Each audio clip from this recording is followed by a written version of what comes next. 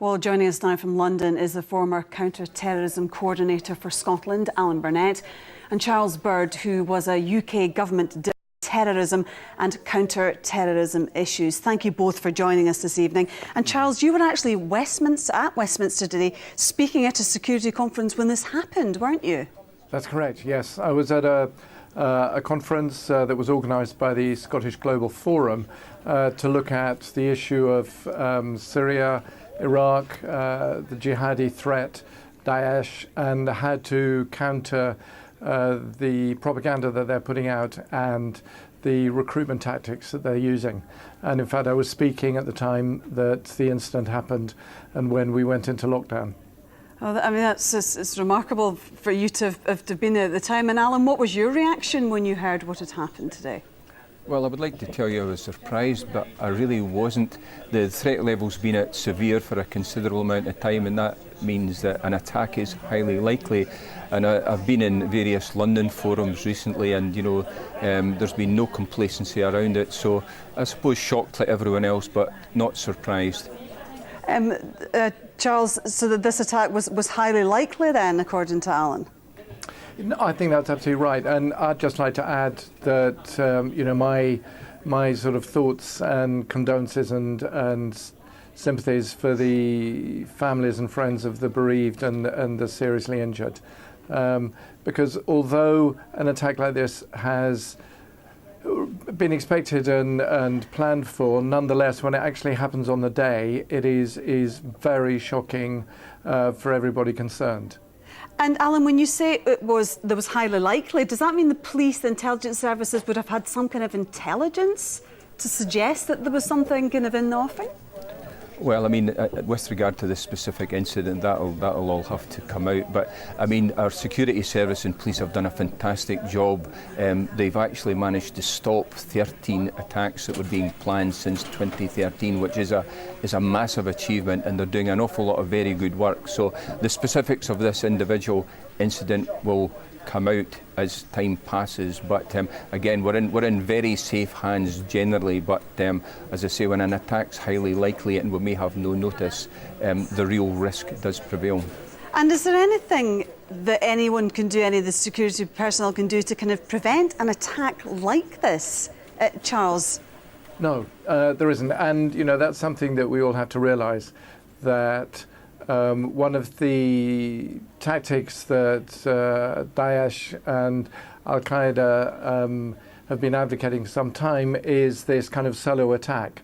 And we saw it here with Michael Adebolajo and the killing of drummer Lee Rigby. We've seen it in Paris, in Germany, in Canada, and Brussels. There's no such thing as 100% security, and for people to imagine that there is really is to have really false hope. You can't mitigate against all these sort of threats. You can do everything you can, so you can tighten security, you can have training, you can have contingency plans, but actually for the lone attacker, all you need is a kitchen knife and a car. And Allan, as a counter-terrorism coordinator formally, I suppose this is your worst kind of nightmare. You can't foresee something like this. Well, I think there's been a lot of planning going into dealing with something exactly like this, and there's been a lot of great success in preventing incidents just like this. But again, there's absolutely no room for complacency, and I know that the police and the security services will take all the lessons that they can from this, and the very good arrangements that we've got in place will be made even better. But unfortunately, from time to time, we're going to be exposed to tragedies and murders like this. And what kind of lessons can they learn from it then, Allan, on that point? Well, I mean, again, people are already commenting in very senior positions in the police. They'll be reviewing the number of firearms officers. I've no doubt there'll be an intelligence review, both general and specific, about this. Every element, and there are many elements to the contest strategy, which is the counter-terrorism strategy, will be looked at again, and any lessons that need to be learned will be learned. You hear that from a lot of bodies, but with regard to the security service and the counter-terrorism police, you better believe it. And do you think police officers then need more resources? Do they need more firearms, Allan? Well, I mean, again, you know, the firearms debate is very, very live. I think on the back of this, I've no doubt, just to take the specifics of Westminster, I walk past it very often. It's a mix of armed and unarmed officers. I understand the officer that was murdered today was not armed. So again, I've no doubt there'll be a review just about the security at Westminster, but the lessons from that, again, you know, Chief Constable Gormley up in Scotland has made it clear that he will keep everything under constant review, and if there's a need to increase these sort of things, I'm sure he will. Giles, what are your thoughts on that? Do they need more firearms for instances like this? I think it's ironic that my opening remarks to the conference today were that Daesh are a threat to life, like any terrorist organisation, but then they shouldn't be a threat to our way of life.